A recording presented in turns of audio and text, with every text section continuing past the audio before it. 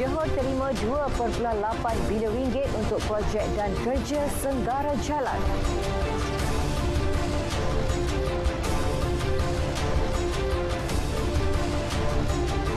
Jelajah aspirasi keluarga Malaysia di Selangor bermula hari ini.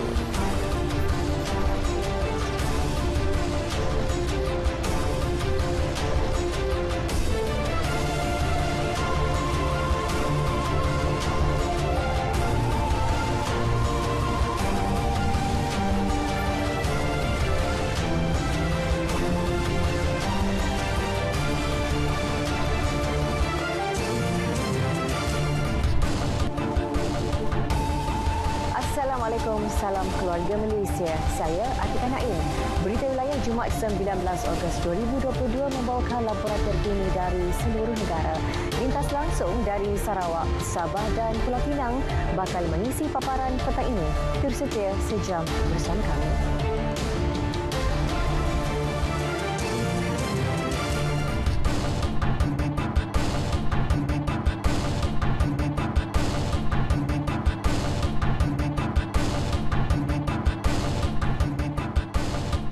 Sejumlah RM2.8 bilion diperuntukkan untuk projek dan kerja penyelenggaraan jalan persekutuan di Johor tahun ini. Ini termasuk 43 projek bangunan bernilai RM816 juta, 134 projek senggara bangunan dengan kos RM87 juta dan 24 projek jalan melibatkan RM1.8 juta. Menteri Kanan Kerja Raya Datuk Seri Fadilah Yusof berkata, turut tersenarai 88 projek senggara jalan bernilai RM125 juta dan 14 projek cerun bernilai RM10 juta. Peruntukan tambahan RM650,000 pula untuk pemasangan lampu jalan di laluan persekutuan FT003 iaitu Jalan Mersing, Kota Tinggi.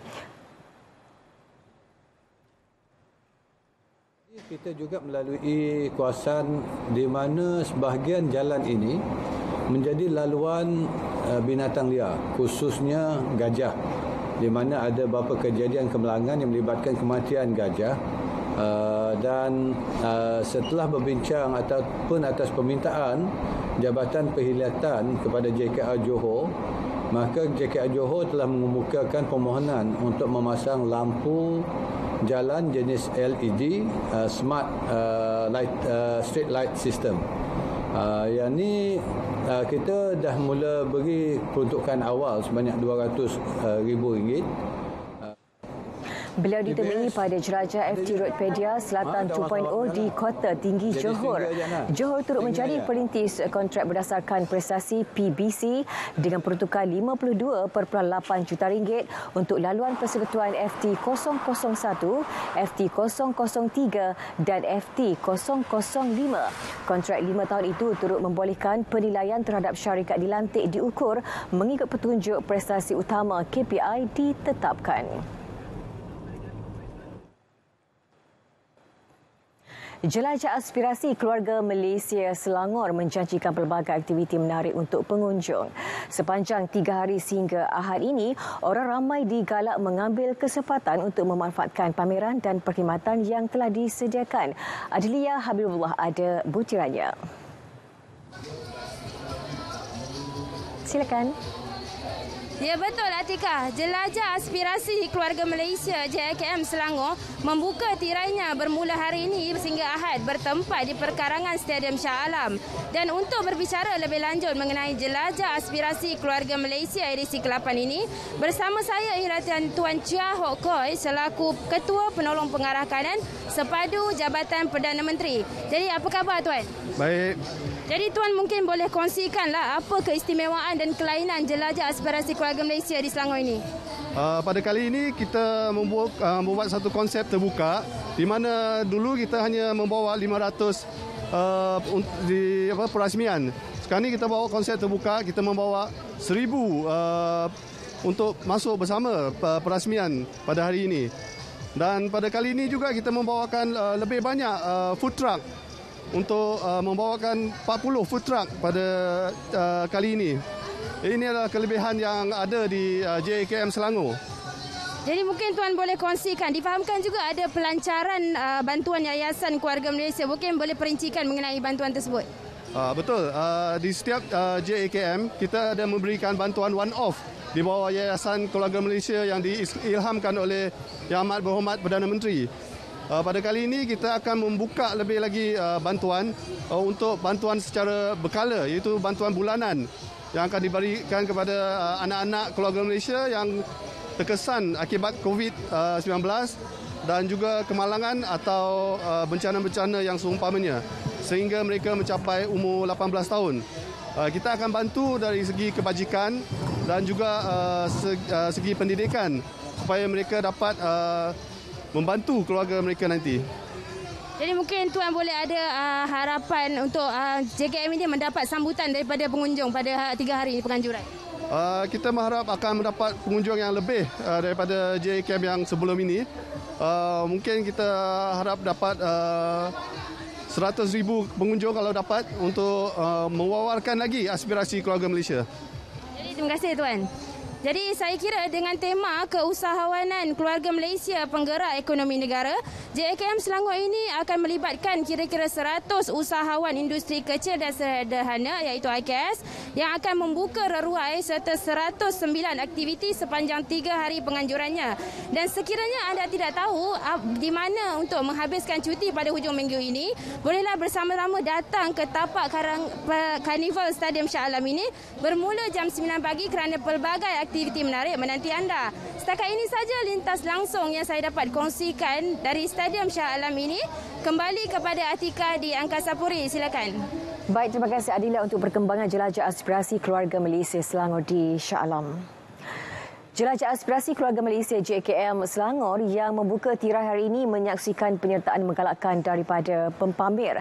Lebih 100 gerai melibatkan usahawan industri kecil dan sederhana menyertai edisi ke-8 di tapak Karnival Perkarangan Stadium Shah Alam. Sesuai tema usahawan keluarga Malaysia penggerak ekonomi negara, JKM anjuran Kementerian Pembangunan Usahawan dan Koperasi KUSKOP menawarkan tarikan tersendiri, khususnya jualan murah keluarga Malaysia untuk barangan keperluan asas seperti gula, minyak masak, tepung, beras dan ayam pada harga lebih murah berbanding harga pasaran. Tidak ketinggalan jualan cita rasa keluarga Malaysia dan Karnival Kerjaya Jamin Kerja Keluarga Malaysia. So kita orang tahu program ni sebenarnya daripada media sosial sebenarnya. Sebab sekarang kita orang tengah aktif mencari kerja. So kita orang nampak dekat internet, diorang tengah promote career fair. So like kita orang plan datang sini lah. Bagi saya program macam ni sangat membantu. Boleh banyakkan lagi program macam ni, terutamanya untuk graduan yang fresh graduate yang baru keluar daripada universiti lah. Setakat ni dah 3 company dah saya minta. So dalam banyak-banyak company yang saya ambil, kemungkinan adalah satu yang saya mungkin boleh dapat, insya-Allah. Lebih 100 aktiviti dirancang termasuk kaunter perkhidmatan pelbagai jabatan dan agensi. Ayam seekor RM10. Murah sangat. 3 ekor bagi kawan-kawan. Kami ingat nak tengok je, tapi tengok RM10. Kita boronglah untuk kawan sekali.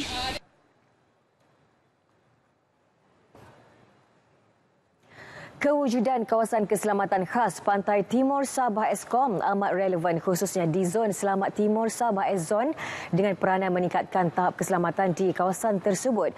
Penduduk setempat mengakui sejak penubuhan Eskom 9 tahun lepas, suasana lebih selamat dapat dirasai selain merasa bangga dengan pencapaian agensi berkenaan. Berikut tinjauan RTM sekitar daerah Sandakan. Saya rasa Sandakan masih baik dan terkawal lagi lah. Ancaman buat masa ni pun saya rasa masih aman lagi. Kalau bagi kami, pekerja-pekerja macam kami ni, pengawal keselamatan ni, kami perlukan exercise yang macam itulah. Saya berkeyakinan tinggi dengan pasukan keselamatan untuk menjaga keselamatan warga Sandakan lah. Okey, dan setakat ini kehidupan kembali normal selepas pandemik COVID-19.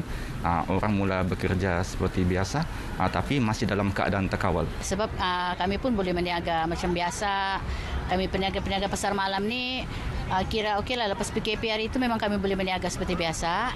Alhamdulillah, pasukan keselamatan pun memang sangat orang bilang baik, orang punya kerja. Setakat ni dapat berjual, dapat cari duit lah. Boleh berjual ujung minggu. Kalau saya tengok alhamdulillah okay juga. Boleh dikata asal berjalan mana-mana jumpa dengan peronda. Okeylah. Maksudnya terjagalah kita punya sandakan ni. Penubuhan Eskom pada 1 April 2013 susulan insiden pencerobohan pengganas sulu di Tandu Lahad Datu dipertanggungjawabkan untuk menyelaras operasi pelbagai agensi keselamatan dan pertahanan seperti Polis Diraja Malaysia, Angkatan Tentera Malaysia dan Agensi Penguatkuasaan Maritim Malaysia dalam memelihara keselamatan rakyat Sabah di S-Zone. Kawasan S-Zone merangkumi kawasan perairan Beluran, Sandakan, Kinabatangan, Lahad Datu, Kunak, Semporna dan Tawau.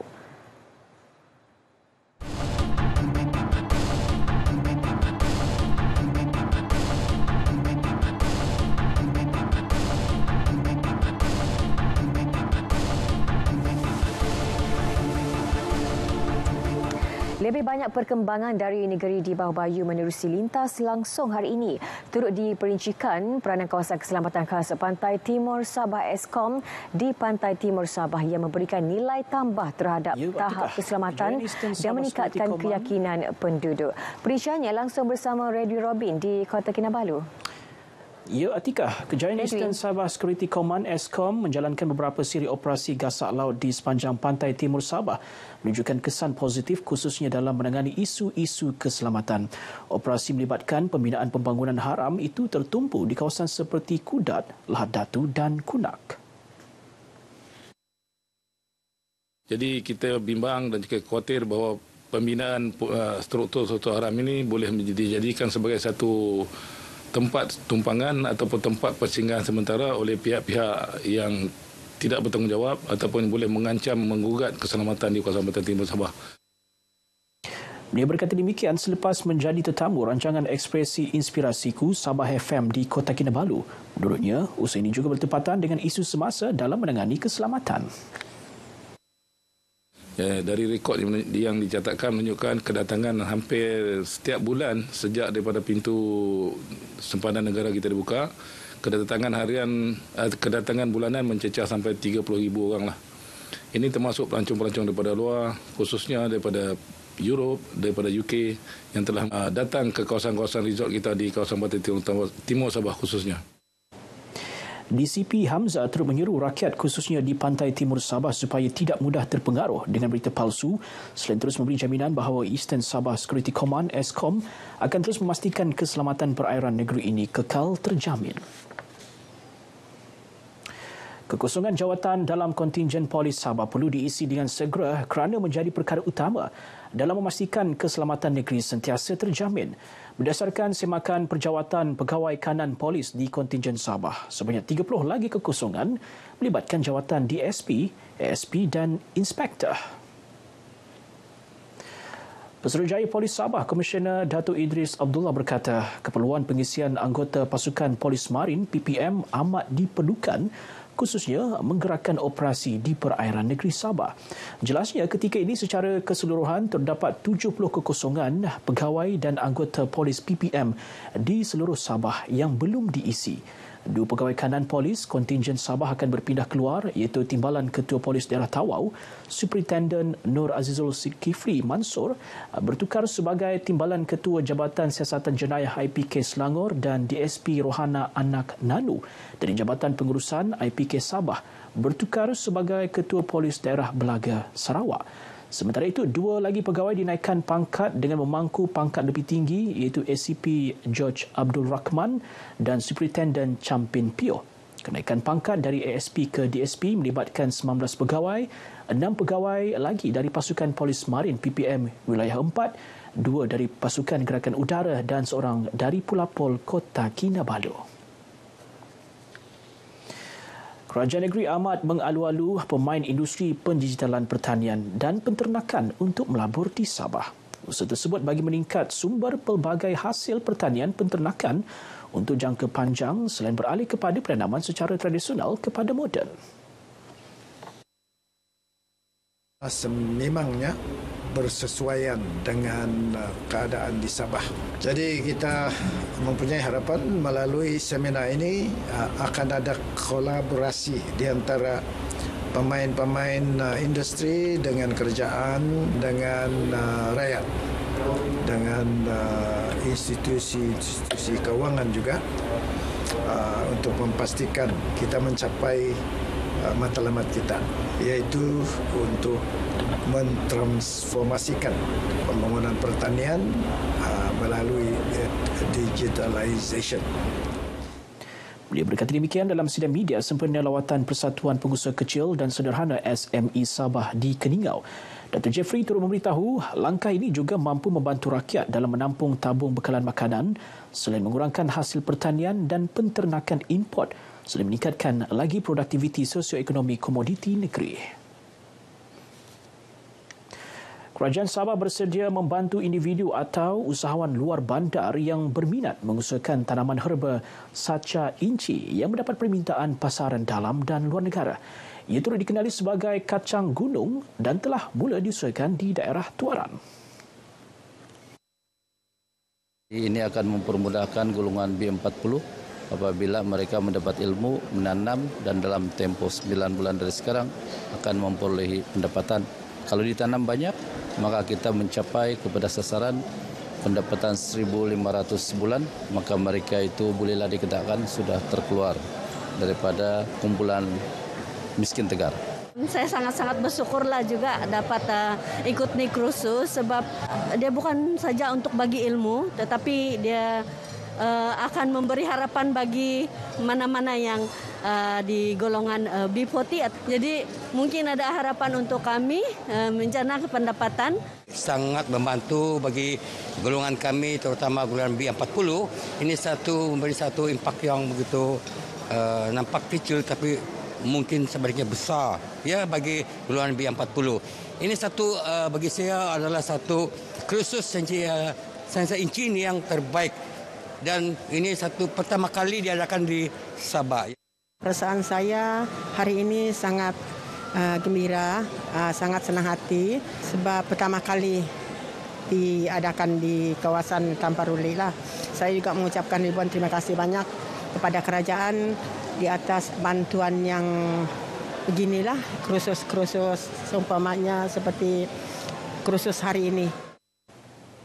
Kerajaan negeri mendapati kos mengusahakan tanaman bersesuaian selain membawa pulangan memberangsangkan selain sesuai diusahakan di kawasan luar bandar. Justru kursus berkenaan juga akan diperluaskan. Sebanyak RM3 juta diperuntukkan bagi membina 2 buah menara telekomunikasi yang baharu dengan penyediaan liputan 4G di sekolah luar bandar di daerah Semporna dan dijangka akan siap sepenuhnya menjelang akhir tahun ini. Saya melihat bahawa tidak lain tidak bukan keperluan adalah mengenai dengan talian jalur lebar yang mana akses internet itu perlu untuk diberi. Dan di situ juga kita telah pun bersama dengan pengarah telah cek dan akan dibina satu menara lah dalam masa terdekat ini. Sempurna kita telah merancang pembinaan menara baru sebanyak 13 buah menara lagi dan pembina menara telah diberi surat tawaran sejak awal tahun 2022 dan pembinaan sekarang sedang proses pembelian tapak permohonan kepada PBT dan pembinaan menara sedang dijalankan sekarang. Mereka memberitahu RTM selepas mengadakan lawatan ke SK Lihak, SK Sungai Tuhok dan SK Tanjung Kapur di Semporna. 500 buah menara telekomunikasi telah dibina dan dinaik taraf ke 4G di seluruh Sabah. Daripada jumlah tersebut, 142 menara telah siap sepenuhnya dan 3,500 buah menara lagi sedang dalam proses pembinaan, manakala 348 buah menara sedang dalam proses penaiktarafan liputan kepada 4G. Projek bekalan air bersih di kawasan Ranggu Tawau dijangka siap sepenuhnya November ini. Projek bernilai RM13 juta itu bakal memanfaatkan lebih 15,000 penduduk sekitar kawasan tersebut. Projek bekalan air Kampung Ranggu dan sekitarnya ini kita harapkan akan dapat disiapkan sepenuhnya pada awal bulan November lah yang kita target. Tetapi kita berharap mudah-mudahan projek ini akan dapat disiapkan lebih awal, tetapi kita jangkakanlah pada awal November. Dia berkata demikian selepas mempengerusikan mesyuarat khas bersama agensi kerajaan berkaitan di Jabatan Air Tawau. Menurutnya, projek berkenaan akan membekalkan air bersih ke beberapa kawasan berpenduduk padat seperti Taman Prima Residensi Ranggu, Taman Perwira, Taman Alamanda dan Taman Ranggu Saujana. Projek tersebut telah dimulakan sejak 2 tahun lalu menggunakan peruntukan yang disalurkan daripada Kerajaan Persekutuan. Susulan insiden pelanggaran kereta api dan 2 buah kenderaan di lintasan rata lintas Kepayan yang berlaku petang semalam. Daripada siasatan awal, ketiadaan penjaga lintasan menjadi penyebab berlakunya pelanggaran tersebut. Menurut kenyataan media, Pengarah Jabatan Kereta Api Negeri Sabah, Leonard Stephen Poyong, berlaku kelewatan selama sejam kereta api Beaufort Kota Kinabalu bertolak disebabkan masalah teknikal lokomotif di Bongawan. Setibanya di Kinarut, kereta api berkenaan mendapat kebenaran ketua stesen untuk meneruskan perjalanan ke Kota Kinabalu setelah mendapat kepastian semua penjaga lintasan rata berada di pondok masing-masing. Bagaimanapun, ketika kereta api tiba di lintas Kepayan, penjaga tidak berada di pondok, mengakibatkan semua palang keselamatan serta siren gagal diaktifkan. Ini menyebabkan pertembungan kereta api dengan sebuah lori dan kenderaan pacuan 4 roda. Tiada kecederaan dialami kira-kira 70 penumpang kereta api maupun pemandu 2 kenderaan terbabit. Baik, sekian paparan dari negeri di bawah bayu. Keluarga Malaysia teguh bersama, dan untuk lebih banyak perkembangan semasa di tanah air, terus saja bersama dengan Atikah Naim di Angkasa Puri. Teruskan, Atikah. Baik, terima kasih Redwin untuk perkembangan di Sabah. Delegasi Kesatuan Eropah EU mengintai potensi pelaburan baru menerusi lawatan jelajah ke Labuan. Ini termasuk pelancongan Pelabuhan Bayu, tenaga boleh diperbarui, perkhidmatan serta produk yang ditawarkan Pusat Perniagaan dan Kewangan Antarabangsa IBFC Labuan. Duta Besar EU di Malaysia, Mikolis Rokas berkata, menerusi lawatan itu, pihaknya menilai kebolehpasaran kepentingan korporat kesatuan dengan potensi pelaburan di rantau ini. All what I learned, I will relay back to my fellow EU ambassadors and the European Chamber of Commerce based in KL, and I will update them on all the opportunities and the benefits for coming for new investments in the island. Beliau mengadakan lawatan kerja ke Pejabat Pengurusi Perbadanan Labuan, Datuk Bashir Alia, sempena lawatan jelajah ke Borneo. Kita berharaplah mereka akan datang ke Labuan membawa pelabur-pelabur pada masa akan datang. Kita sebagai pihak berkuasa tempatan Perbadanan Labuan akan memudahkan pada semua pelabur-pelabur yang datang. Jadi dalam kita punya perancangan beberapa sektor kita akan cuba majukan.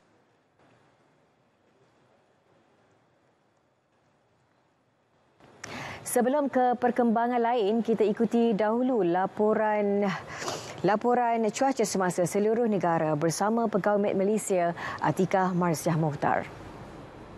Atikah, silakan. Assalamualaikum dan salam sejahtera. Paparan imej gempa radar semasa menunjukkan keadaan hujan lebat beserta rebut petir ketika ini lebih tertumpu di sekitar bahagian pedalaman Semenanjung, iaitu melibatkan bahagian pedalaman negeri Perak, negeri Selangor serta di sekitar daerah Cameron Highland dan Lipis negeri Pahang, juga melibatkan beberapa daerah di negeri Johor yang dijangkakan akan beransur reda menjelang lewat petang ke awal malam nanti. Sementara itu, bagi negeri Sabah dan juga Sarawak pula, keadaan cuaca lembap ketika ini itu hujan lebat beserta rebut petir sedang berlaku di sekitar bahagian barat negeri Sarawak dan juga utara negeri Sarawak serta melibatkan bahagian pedalaman, pantai barat dan juga Kudat negeri Sabah, di mana keadaan cuaca lembap ini dijangkakan akan beransur reda menjelang awal malam nanti.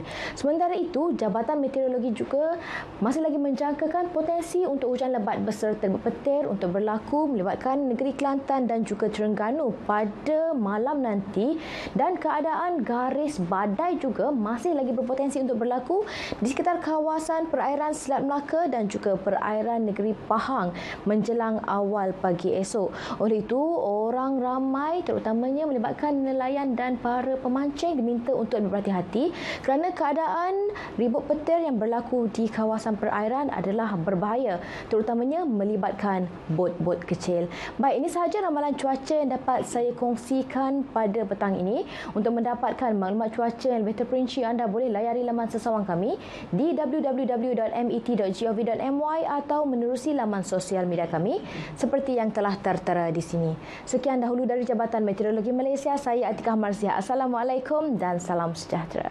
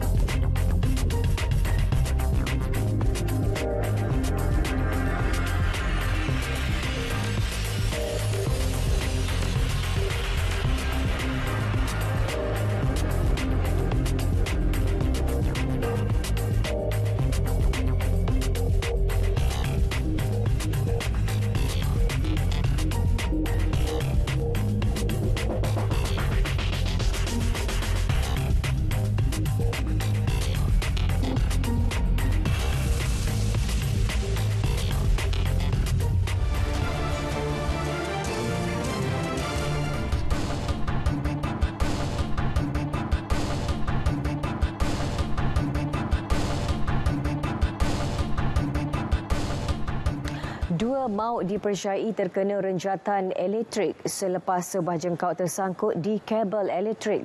Jengkaut yang dibawa menggunakan lori itu dalam perjalanan menghala ke Kampung Jerijih, Tanjung Manis, Sarawak. Menurut Ketua Zon 4 Jabatan Bomba dan Penyelamat Sarawak, Janggan Muling berkata, kedua-dua mangsa dipercayai pemandu dan kelindan lori itu ditemukan terbaring di bahagian tepi lori sebelah pemandu. Salah seorangnya dikenal pasti sebagai Hisiah King, 61 tahun, manakala identiti seorang mangsa belum diketahui. Pihak Bomba Tanjung Manis bersama 6 anggota dan seorang pegawai hanya dapat melakukan kerja-kerja pemadaman kebakaran selepas aliran elektrik diputuskan oleh pihak SESCO. Kedua-dua mangsa disahkan meninggal dunia di tempat kejadian. Mayat telah diserahkan kepada pihak polis untuk tindakan lanjut.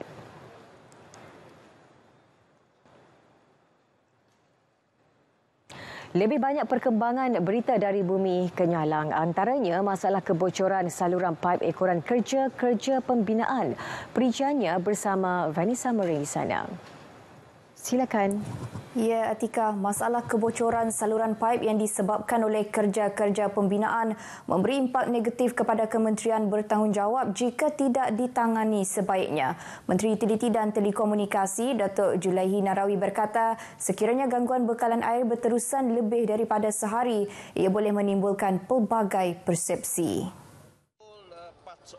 Datuk Julaihi mengambil contoh kes kebocoran pada saluran paip yang berlaku di Miri pada pertengahan Jun lepas telah menjejaskan kira-kira 80% pengguna di bandaraya berkenaan dan menyebabkan pelbagai komen dibangkitkan oleh sesetengah pihak. Sehubungan itu, beliau meminta agensi air yang berkenaan dan pihak kontraktor projek pembinaan bekerjasama jika berlakunya kebocoran saluran paip agar ia tidak menjejaskan pengguna dalam tempoh yang lama. Datuk Julaihi berkata demikian kepada pemberita selepas merasmikan penutupan pemukiman agensi yang bertanggungjawab terhadap bekalan air Sarawak dan kementerian di Santubong Kuching. Pemukiman 3 hari terbabit dihadiri 140 kaki tangan dan pegawai daripada 4 agensi bekalan air seluruh negeri dan pihak kementerian. Dalam perkembangan lain, beliau berkata kerajaan negeri serius dalam melaksanakan sistem grid bekalan air negeri, bukan sahaja untuk memastikan seluruh Sarawak dapat menikmati bekalan air terawat, tetapi juga air mentah yang berupaya disalurkan ke semua kawasan di negeri ini. Ia selari dengan pelan induk bekalan air Sarawak dan sistem grid untuk memastikan pembangunan bekalan air Sarawak sehingga tahun 2070.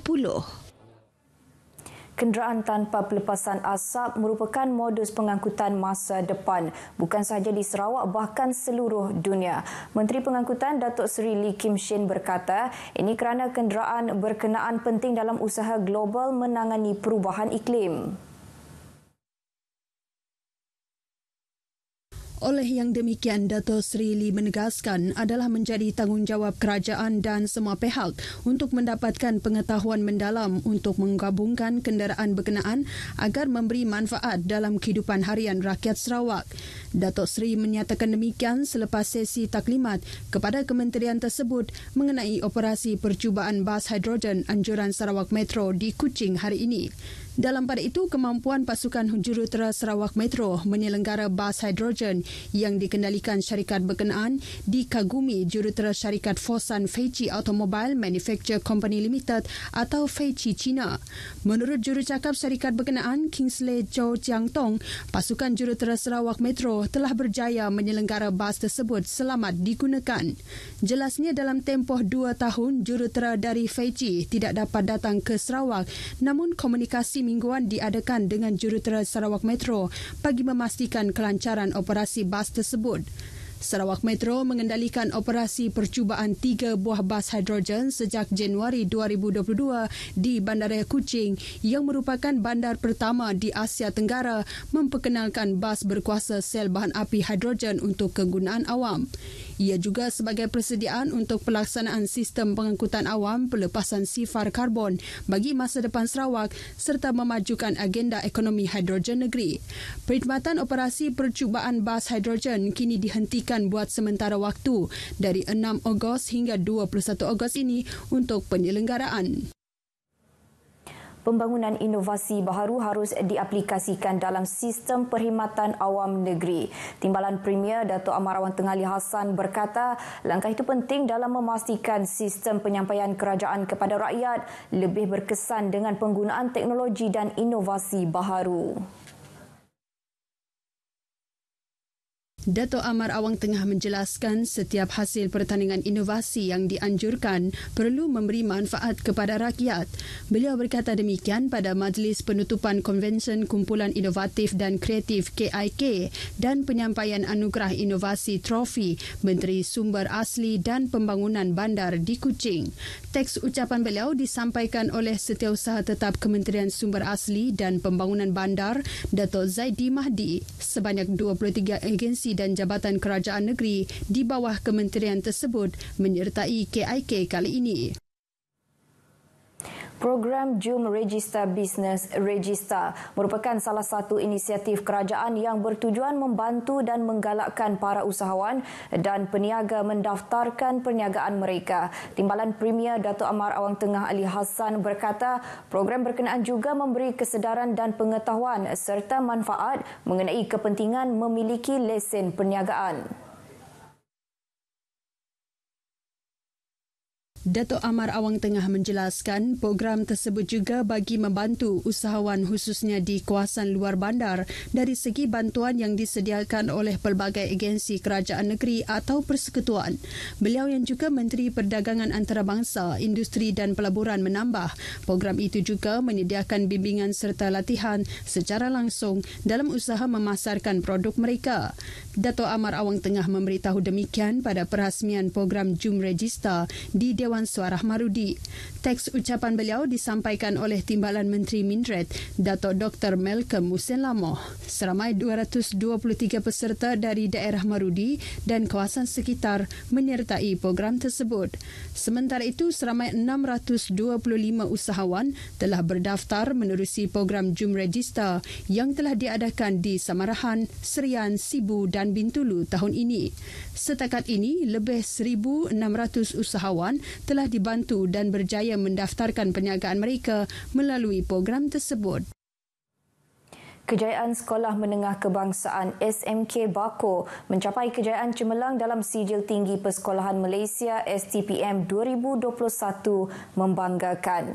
Menurut Timbalan Menteri Tenaga dan Kelestarian Alam Sekitar, Dr. Hazlan Abang Hibni, kejayaan tersebut adalah hasil usaha semua pihak termasuk guru, pelajar, ibu bapa, kepimpinan kampung, Jabatan Pendidikan Negeri dan Kementerian Pendidikan. Ini juga adalah usaha berterusan bagi meningkatkan tahap pendidikan setempat melalui penganjuran program peningkatan pencapaian akademik, projek prasarana sekolah dan motivasi. Menerusi kenyataan media, beliau yang juga ahli Dewan Undangan Negeri Demak Laut menambah, kejayaan tersebut akan menjadi pemangkin kepada sekolah lain di kawasan Dun Demak Laut pada peperiksaan akan datang. Lebih menarik lagi, salah seorang pelajar murid berkeperluan pendidikan khas, Nur Hamizah Muhammad Fuzi, yang merupakan murid berkeperluan pendidikan khas kategori Rabun dari SMK Bako telah mencatatkan kecemerlangan dalam memperoleh PNGK 3.42 dalam peperiksaan STPM 2021. Kesatuan Guru Sarawak STU mencadangkan agar pihak Kementerian Pendidikan Malaysia serta Jabatan Pendidikan Negeri untuk melaksanakan jerayawara atau taklimat kepada golongan ibu bapa pelajar berkenaan sistem pentaksiran berasaskan sekolah PBS. Presiden STU Adam Prakash Abdullah berkata, ibu bapa dan penjaga perlu dimaklumkan mengenai cara penilaian sistem PBS tersebut agar pihak guru tidak dituduh memberi markah sesuka hati. Ujar Adam Prakash, penjelasan perlu diberikan termasuk di kawasan bandar dan luar bandar agar tidak ada timbul isu yang menunding jari kepada pihak sekolah atau ragu-ragu terhadap pencapaian anak-anak mereka. Beliau berkata demikian kepada RTM berikutan pemansuhan ujian pencapaian sekolah rendah UPSR dan pentaksiran tingkatan 3 PT3 yang diumumkan oleh Menteri Kanan Pendidikan Dato' Dr. Muhammad Razif Majidin pada 8 Ogos lepas. Selain itu, beliau optimis sistem PBS yang sudah lama diperkenalkan dalam sistem pembelajaran akan memberi suasana pembelajaran yang menarik, efektif dan kreatif, terutama dengan penggunaan gadget pada masa kini. Adam Prakash turut memberitahu bahawa sistem tersebut bukan untuk mengukur pencapaian sebuah sekolah, tetapi ia akan menilai pelajar secara individu, termasuk usaha pelajar untuk mencapai kejayaan selama berada di sekolah. Dalam pada itu, beliau berkata bahawa STU turut berharap pihak kementerian untuk tidak membuat pengumuman mengenai pencapaian sekolah cemerlang sahaja agar tidak wujud persaingan yang tidak sihat. STU berharap pihak kementerian ataupun pihak pendidikan berhenti untuk membuat pengumuman-pengumuman tentang pencapaian sekolah-sekolah cemerlang, mengumumkan sekolah-sekolah yang cemerlang supaya tidak lagi berlaku persaingan yang tidak sihat di antara sekolah-sekolah ini dan juga tidak menjatuhkan air muka guru-guru, murid-murid yang berada di sekolah-sekolah yang belum berprestasi tinggi lagi. So, tiada keperluan untuk kita membuat pengumuman tersebut. Jelasnya, perkara tersebut dilihat tidak memberi sumbangan positif kepada sekolah maupun guru-guru dan pelajar. Universiti Teknologi Sarawak UTS telah menandatangani memorandum persefahaman MOU bersama dua organisasi bagi menjalankan kajian tentang perubahan iklim dan pemetaan kebudayaan warisan di Sarawak. Menurut kenyataan media daripada UTS, MOU pertama bersama Universiti Malmö, Sweden yang bertujuan meningkatkan kerjasama kedua-dua universiti dalam beberapa perkara. Antaranya adalah pertukaran prasiswazah dan kerjasama dalam penyelidikan, pembangunan projek dan pembangunan kursus dalam talian. Perjanjian itu juga merangkumi kerjasama dalam seminar akademik, persidangan dan latihan amali pelajar. MOU berkenaan ditandatangani oleh Naib Chancellor UTS, Profesor Dato' Dr. Khairuddin Abdul Hamid dengan pensyarah kanan bersekutu Universiti Malmö, Dr. Lizette Resma. Perjanjian persefahaman kedua pula adalah antara UTS dan Institut Pembangunan Sarawak. Ia bagi membina platform digital Crowdsource Heritage Automation Mapping Platform CHAMS. CHAMS merupakan sebuah peta interaktif bahagian kucing yang memaparkan pelbagai data seperti gambar, video, tarikh dan maklumat sejarah sesebuah lokasi. Data yang dimasukkan ke dalam platform itu adalah bersumberkan daripada pelbagai pihak, antaranya persatuan etnik, kumpulan seni, kebudayaan dan akademik. Pertukaran dokumen perjanjian itu diwakili oleh Lilia Sim Ahwa yang merupakan Ketua Pegawai Eksekutif Institut Pembangunan Sarawak. Menyaksikan majlis tersebut adalah Timbalan Menteri Pendidikan dan Inovasi yang juga pengerusi UTS Dr. Anwar Rapai. Dengan itu, sekian berita dari Sarawak. Bersama kita semarakkan sambutan Bulan Kebangsaan. Kita kembali bersama Atikah di Angkasa Puri. Silakan. Terima kasih Vanessa untuk perkembangan di Sarawak.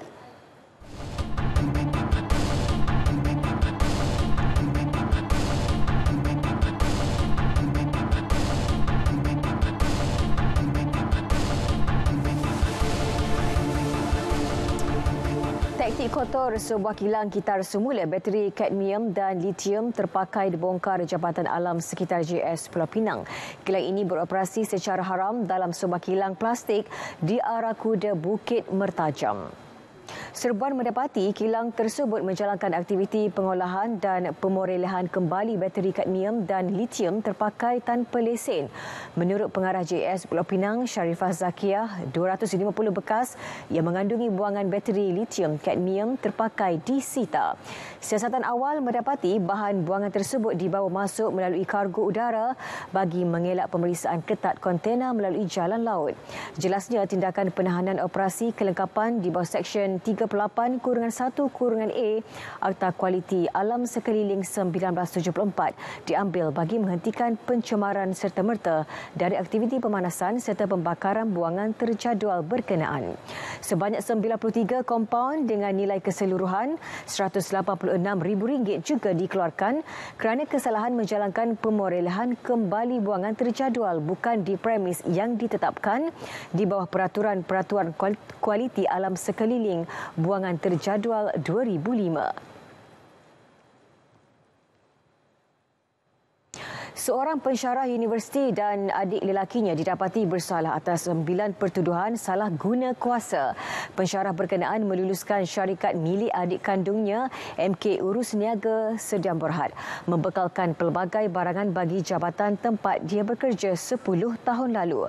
Mahkamah Session Khas Rasuah Butterworth menjatuhkan hukuman penjara 3 tahun dan denda lebih RM807,000.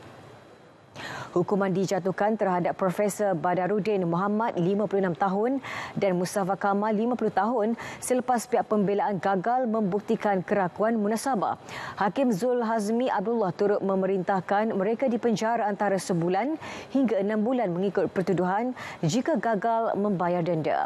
Mahkamah bagaimanapun membenarkan hukuman itu ditangguhkan dan tertuduh masing-masing diikat jamin RM8,000 selepas peguam mengemukakan rayuan untuk memfailkan notis rayuan di Mahkamah Tinggi.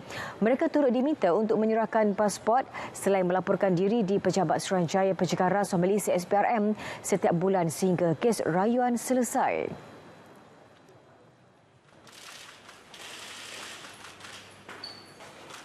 Seterusnya, kita ikuti lebih banyak perkongsian dari Pulau Pinang. Antara fokus mengenai operasi Samseng Jalanan yang dilaksana PDRM sejak awal tahun 2022. Untuk perinciannya langsung bersama Zatul Ikema Muhammad Nur.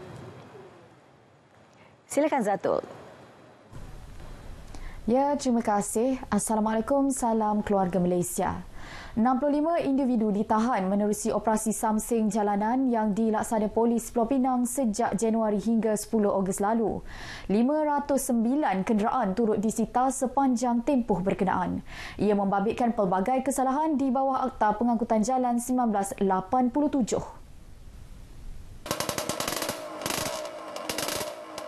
Kesalahan di bawah Seksyen 108 Akta Pengangkutan Jalan, iaitu kesalahan memiliki ataupun menggunakan kenderaan dengan nombor pendaftaran palsu adalah seramai 3 orang. Dan daripada jumlah 6 operasi ini, kita juga pihak PDRM Pulau Pinang juga telah mengambil tindakan sitaan di bawah Seksyen 64 Akta Pengangkutan Jalan, yang mana 509 kenderaan yang telah disita, iaitu melibatkan pecahan motosikal sebanyak 504 buah dan kereta sebanyak 5 buah. Beliau meminta orang ramai patuh kepada peraturan lalu lintas dan bersama-sama membanteras budaya Samseng Jalanan. Ini penting bagi memastikan keselamatan pengguna jalan raya. Permohonan kemasukan ke Giat Mara daripada pelajar lepasan SPM meningkat. Bulan lalu lebih 7,000 permohonan diterima daripada kelompok berkenaan. Peningkatan bukti permintaan tinggi generasi muda untuk terlibat dalam bidang latihan kemahiran teknikal dan vocational TVET.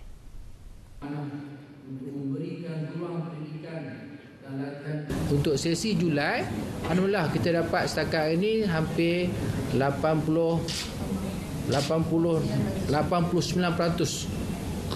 kemasukan. Maksudnya agak tinggilah dia punya tu. Kebanyakan itu di kalangan lepasan SPN. Ya, kebanyakan yang lepasan SPN lah. Beliau ditemui selepas menyempurnakan Majlis Graduasi Giat Mara Pulau Pinang tahun 2022 di Pusat Konvensyen Perda Kubang Menerung.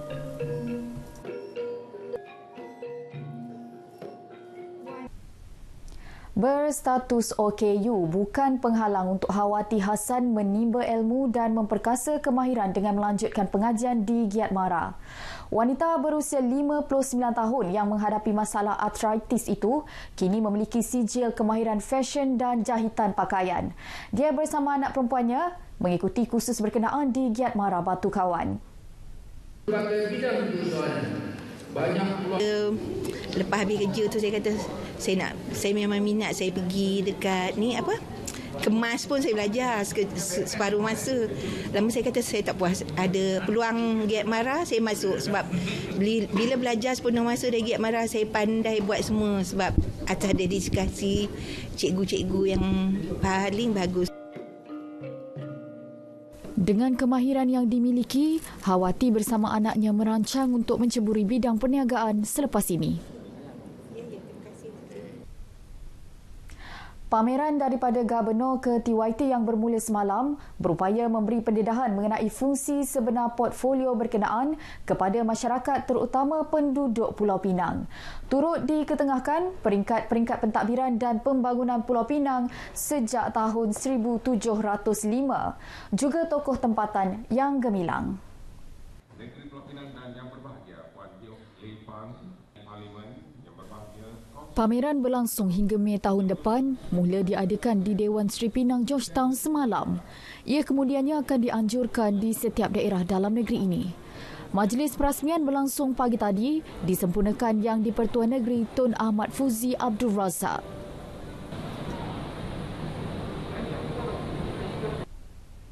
Sekian lintas langsung dari Pulau Pinang, kembali ke Angkasa Puri. Baik, terima kasih Ikmal Zatul. Zatul Ikmal untuk perkembangan di Pulau Pinang. Serbuan di sebuah stesen minyak di Ipoh berjaya mematahkan aktiviti penyelewengan minyak diesel bersubsidi ketika serbuan petugas Kementerian Perdagangan Dalam Negeri dan Hal Ehwal Pengguna KPDNHEP Perak, sebuah lori bertutup kanvas didapati sedang mengisi diesel ke dalam kenderaan tersebut. Menurut pengarah KPDNHEP Negeri Saiful Lizam Kamaruzzaman, hasil pemeriksaan mendapati saluran tangki asal minyak lori terbabit telah diubah suai dan disambungkan dengan 4 unit tangki fiber. Kenderaan tersebut disyaki mengumpul minyak diesel dengan mengisinya di beberapa stesen sebelum dijual kepada pihak industri. Pemandu lori ditahan untuk diambil keterangan. Dianggarkan terdapat lebih 1,000 liter minyak diesel bersubsidi bernilai berjumlah RM45,850 di dalam lori yang disita. Kes disiasat mengikut Akta Kawalan Bekalan 1961 dan Peraturan Kawalan Bekalan 1974.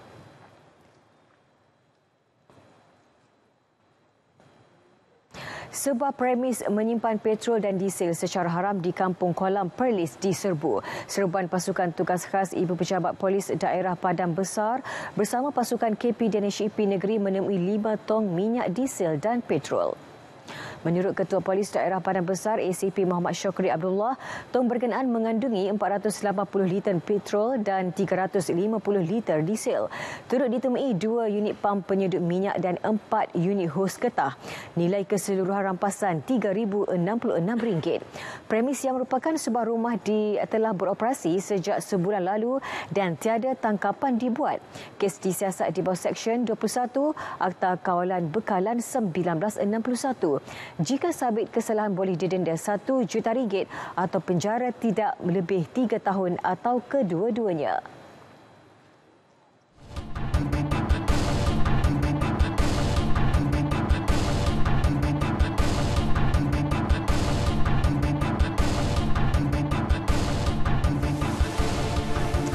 Terus Semangatkan semangat patriotisme terhadap negara tercinta. Demikian saranan Ketua Pengarah Penyiaran Datuk Cik Roslan Cik Daud kepada warga kerja Jabatan Penyiaran di seluruh negara. Katanya setiap warga kerja RTM di seluruh negara perlu menyemarakkan semangat itu dengan kecintaan tanpa berbelah bahagi.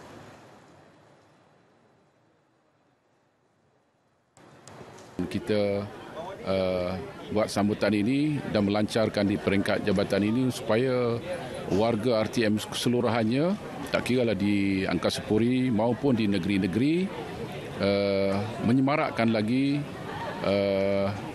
bulan kebangsaan ini dengan mengebarkan jalur gemilang kita ni. Maka akan disahutkan oleh semua jabatan-jabatan termasuklah RTM ini supaya semangat cintakan negara ini dapat diteruskan sehinggalah 31 Ogos nanti.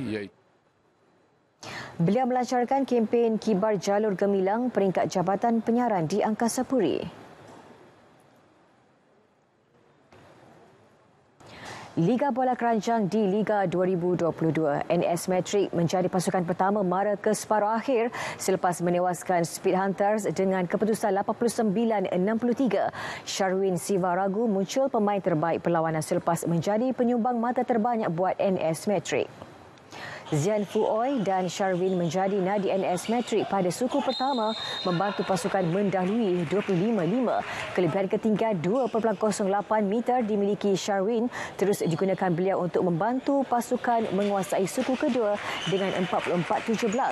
Selesa mendahului 68-37 pada suku ketiga, NS Matric bagaimanapun diberi tentangan sengit oleh Speed Hunter sebelum menutup aksi dengan kemenangan 89-63. NS Matric akan menanti pemenang pertembungan KLSL dan MBC bagi pertemuan separuh akhir.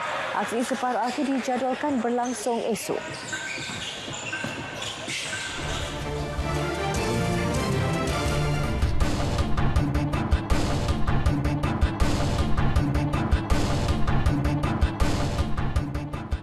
Sejak November tahun lalu, kehidupan Rosilah Ramli berubah apabila dia disahkan menghidap kanser mulut.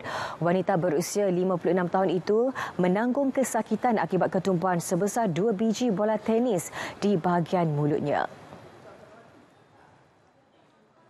Itu asalah dalam mulut ni sebelah kanan.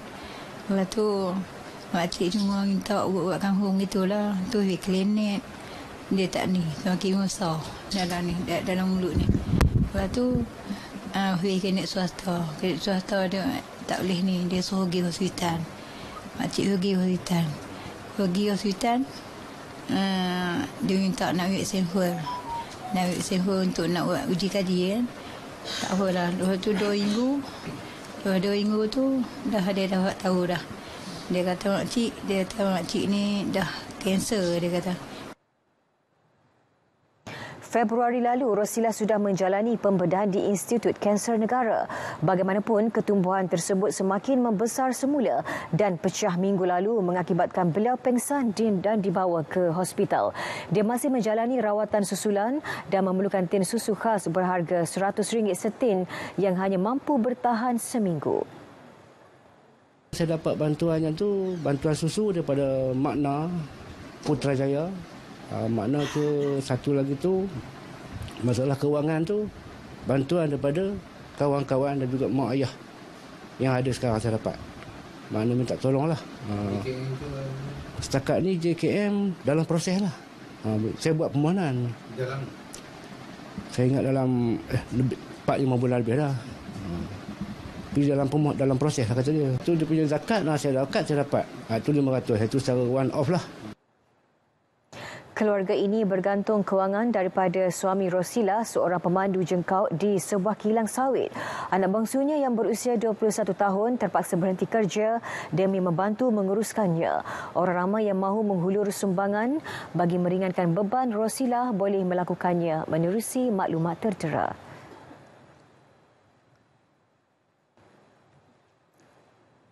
Pencemaran sisa plastik di laut negara semakin membimbangkan hingga meningkatkan ancaman terhadap hidupan marin dan kesihatan manusia.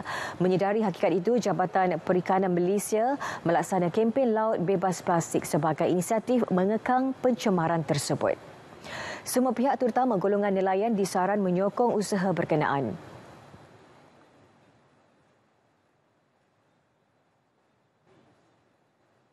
Pertama sekali kepada nelayan, mereka yang pergi ke laut ni yang membawa apa-apa saja berkaitan dengan plastik, minuman ke makanan sebagainya, jangan dibuang ke laut. Bawa balik. Buang di tempat yang telah disediakan oleh majlis dan sebagainya lah. Tong-tong sampah yang disediakan. Dan selain itu, jika ternampak apa-apa plastik yang berada di laut tu, kutip dan bawa balik.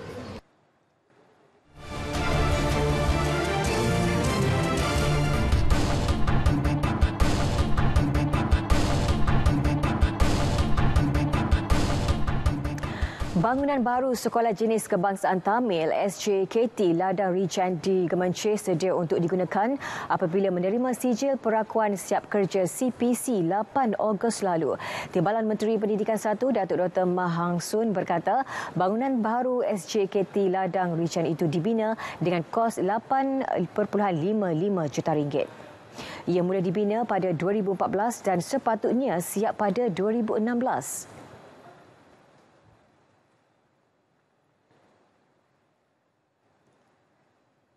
Dan mulai projeknya pada 14 Ogos 2014 yang sepatutnya siap pada 14 Ogos 2016, iaitu selama 2 tahun tempoh pembinaan. Jadi namun telah faktor kelewatan termasuk EOT, extension selama 4 kali disebabkan oleh beberapa perkara. Faktor kelewatan termasuk syarat Majlis Daerah Tampin untuk membina jalan asing keluar masuk, syarat baharu Syarikat Air Negeri Sembilan dan Perintah Kawalan Pergerakan yang melewatkan kerja-kerja baik pulih.